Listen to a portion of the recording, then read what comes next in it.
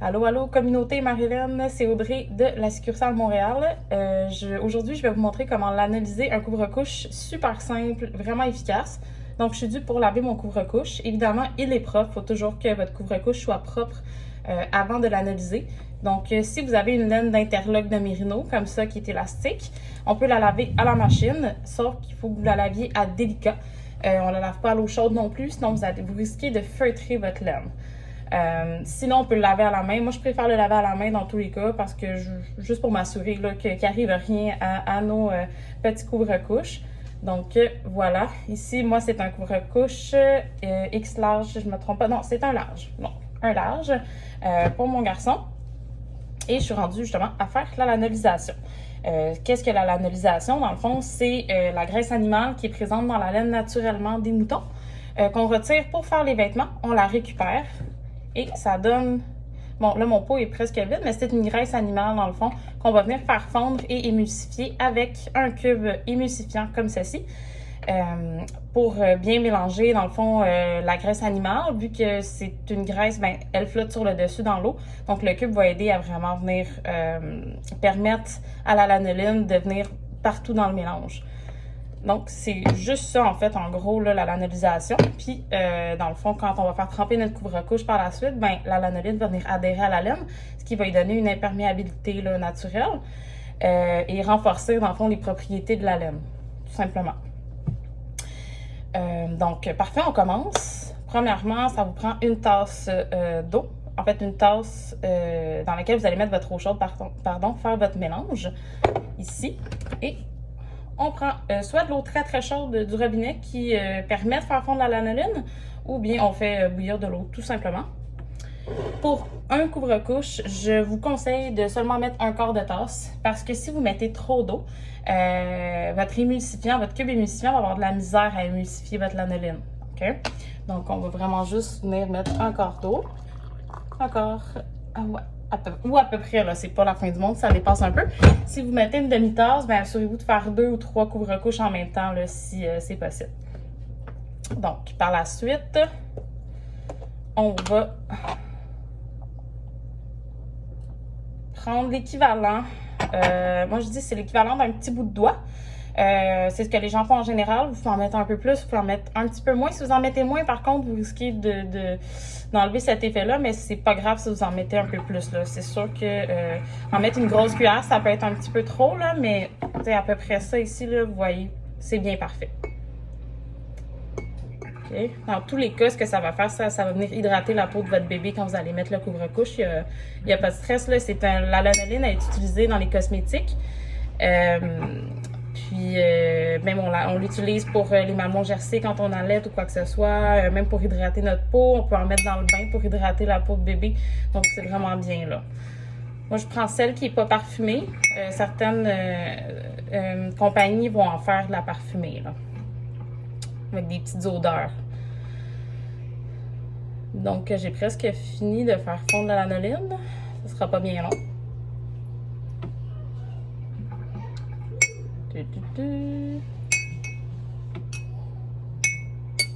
OK. Donc, vous voyez ici, donc c'est huileux sur le dessus, comme si j'avais mis de l'huile d'olive, par exemple, sur mon eau. Donc, ça flotte. Donc, comprenez, là, à ce moment-là, l'utilité du cube émulsifiant. Tout ce qu'on fait, on le met dans le fond une fois que c'est fondu. Et on peut commencer à brasser tout de suite. OK. Ici, voilà.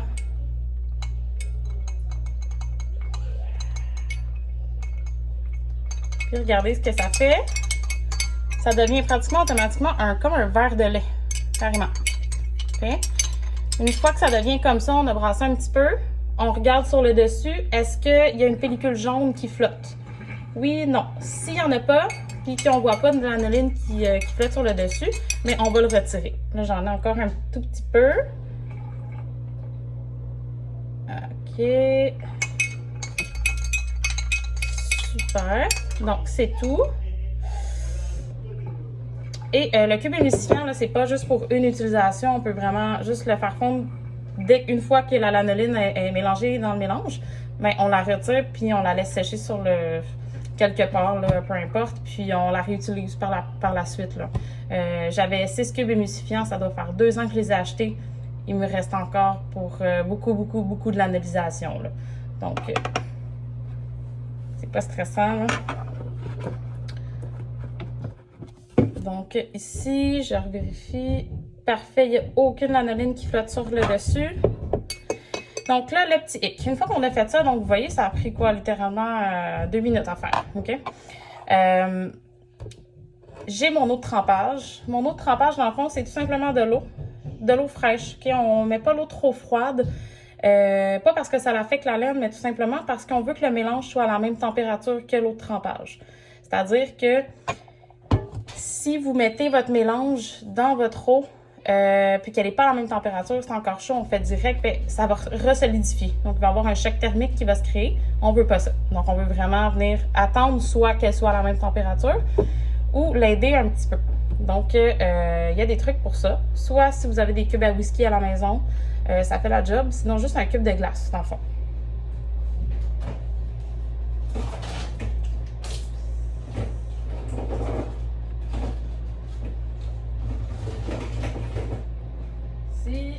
Donc, on prend un cube de glace, tout simplement. Ça ne fait pas l'effet de choc thermique parce que ça se dilue tranquillement dans le mélange. Donc, on va le laisser comme ça. Ça peut prendre 1 minute ou 2, vraiment, c'est vraiment pas long, là. Puis, ça va vraiment se rafraîchir rapidement. C'est pour ça que je vous dis, si vous mettez votre eau de trempage trop froid, mais avant que votre mélange soit comme glacé, on veut pas que ce soit glacé, là, dans le fond, on veut juste que ce soit frais, là, pour que, un peu de température pièce, dans le fond. Donc, le cube a fait un petit craquement. Donc, parfait. Même là, je pense que, vous voyez, déjà, il est à la même température. Exactement. Super. On prend le couvre-couche. Généralement, si on vient de le laver, il est déjà mouillé. Moi, le mien, il est sec, là. Donc, on vient... On va le tasser. Voilà. On vient juste tremper notre couvre-couche. Et là, vu que mon mélange il est aussi froid, je vais retirer mon cube parce que ça ne sert pas à grand-chose. Mais dans le fond, on vient juste tout simplement mettre le mélange dedans. Et là, on va faut brasser, juste le bouger un petit peu là, dans le mélange. Juste comme ça, là, pour que ça rentre ça vienne se faufiler un petit peu partout autour de notre laine. Il y en a que pour le truc, ils vont mettre le couvre-couche à l'envers parce qu'au final, on veut que la pellicule accroche vraiment à la place où on en a besoin. Donc souvent, c'est à l'intérieur, hein, puisque la couche, elle est à l'intérieur, mais ça ne dérange pas non plus s'il est juste de l'extérieur. C'est juste un petit truc là, que je vous passe, que j'ai entendu régulièrement. Et donc voilà, le couvre-couche, on va le laisser tremper environ, je vous dirais, c'est un minimum d'une demi-heure qu'on va dire. Jusqu'à, je vous dirais, le petit mal, c'est un 2-3 heures, 4 heures peut-être. C'est vraiment pour laisser la chance à la lanoline de pénétrer dans votre laine. Puis une fois que c'est fait, dans le fond, il y en a qui vont le faire avant d'aller se coucher, par exemple.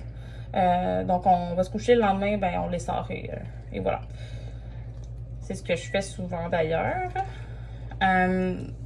Ensuite, c'est ça. Quand c'est terminé, on retire le couvre-couche, on va le presser doucement. Puis, vous pouvez l'étendre dans une serviette, la rouler, venez vraiment serrer là, pour sortir le plus d'eau possible dans le fond de votre couvre-couche. Puis, un petit truc à moi pour que ça sèche plus vite, je le mets devant un ventilateur. Ça sèche vraiment comme ça. C'est vraiment pas long. Sinon, ça peut prendre un petit 12 à 24 heures avant de sécher complètement. Donc voilà, c'est vraiment juste ça. C'est vraiment pas compliqué. Puis ce qui est le fun en fait, c'est que vous n'avez pas besoin de l'analyser à chaque jour. Là. C'est vraiment quelque chose qu'on fait une fois par mois environ avec les propriétés de la Merino en fait. C'est un peu comme vos bas quand vous allez faire une escapade en montagne par exemple. En Merino, mais on les lave pas à chaque fois. Là. C'est vraiment des belles propriétés, là, la laine de Merino. Donc c'est ça. En fait, on va laver le couvre-couche quand il est souillé, quand il va sentir le pipi, tout simplement, là, c'est vraiment, vraiment merveilleux pour ça. Un autre petit truc aussi, ne lavez pas votre laine. Si vous lavez à la main, en fait, ne lavez pas votre laine avec, par exemple, du Eucalan qui a de la lanolin à l'intérieur, du savon. Pourquoi? Parce que vous allez venir emprisonner le pipi dans la fibre, dans votre couvre-couche. C'est ce qu'on veut pas. On veut vraiment venir laver en profondeur la laine. Puis par la suite, on veut venir faire une lanelisation, là. Donc, faire attention à ça. Vous pouvez aussi utiliser un savon doux pour bébé, tout simplement pour laver votre couvre-couche. Ça fonctionne aussi très bien, là. C'est ce que je fais généralement. Je prends un savon doux pour bébé.